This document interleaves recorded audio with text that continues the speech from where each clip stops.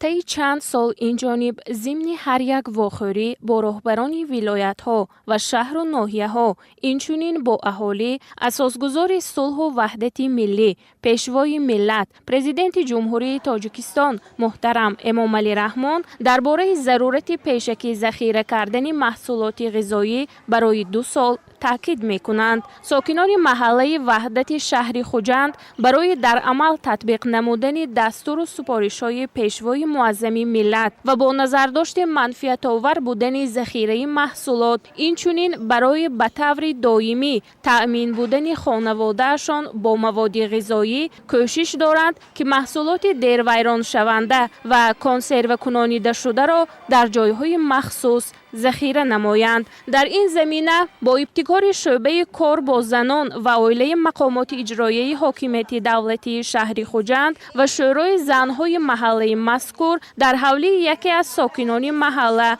محفلی روزگارداری برگزار نموده به مهمانان طرز آماده کردن مربای و شربت را در ظرفهای مخصوص شیشگی که در فصل زمستان استعمال کرده می شود نشان دادند. جهت باریایی قاعده های مخصوص آماده کردن این ظرف ها نیز تاکید گردید، زیرا رعایت نکردن طلبات نگهداری اکثر بیماری ها را در پی دارد. ما هر سال در این محله برای آماده نمودن زمستان گذرانی ما در پولیزی خودم و فمیدول بودرینگ ها من تیار شدگی ذخیره کرده 2 سالینه با کلین ها با اویلا ما سرجمانه تیار کرده استادیم. هر گونه شربت ها، خورش ها در بانک ها ذخیره کرده استادیم. بابا جان و زرینه خود آموزگار بوده بعد ساعتی کاری و در روزهای استراحتی با اعضایان عائله زمین‌های کشاورزی را ثمرناک استفاده برده وابسته به نمود محصولات برای فصل زمستان به طور کنسرو کنی و خشکانیدن محصولات کشاورزی را ذخیره می‌نمایند. با کلینا مثلا من آن میوه هایی که من امروز من پخته استادن برای ذخیره نمودن در فصل زمستان همین از میوه هایی که شیرینی هایی که داده شده است امروز مثلا ذخیره نماییم و چخیل که میگن در فصل زمستان البته ایها نرخ مثلا گران میشود هم با اهل عائله ما خواستیم امروز این بانک های مثلا محکم کنیم از میوه های مثلا آلوچه من آلو زردالو یا چخیل که مالینه با همراهی اسمرادینه همراه کرده استاده در فصل زمستان ذخیره نمودیم. شربت های مثلا انیمین شیرینی های تقریبا 100 بانک سخت میکنیم.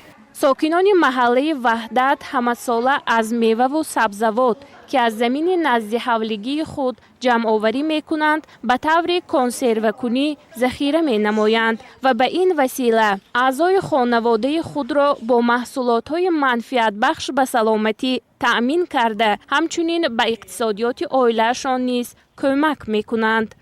هر سال در فصل تابستان ما همراه خانگی ها ما همه گونه شربت ها، مرباها تیار میکنیم با میوه ها، با پمیدور بودرینگ ها خورش ها تیار میکنیم.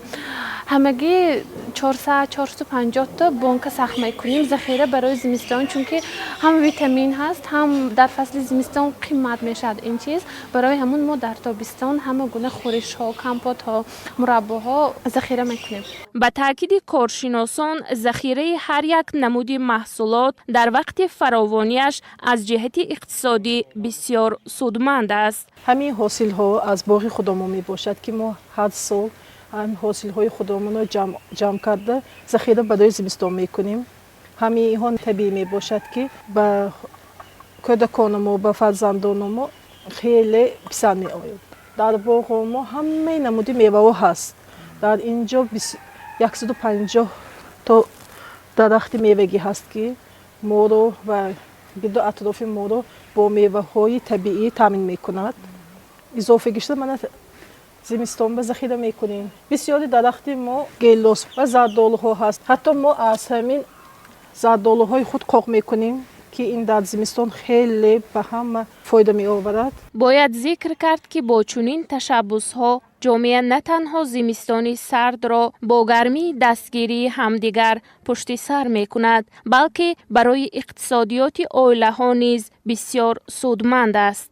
گزارش پریناز احمدزاده، بزرگمهر شاملیکов، شهر خوجند، اخبار.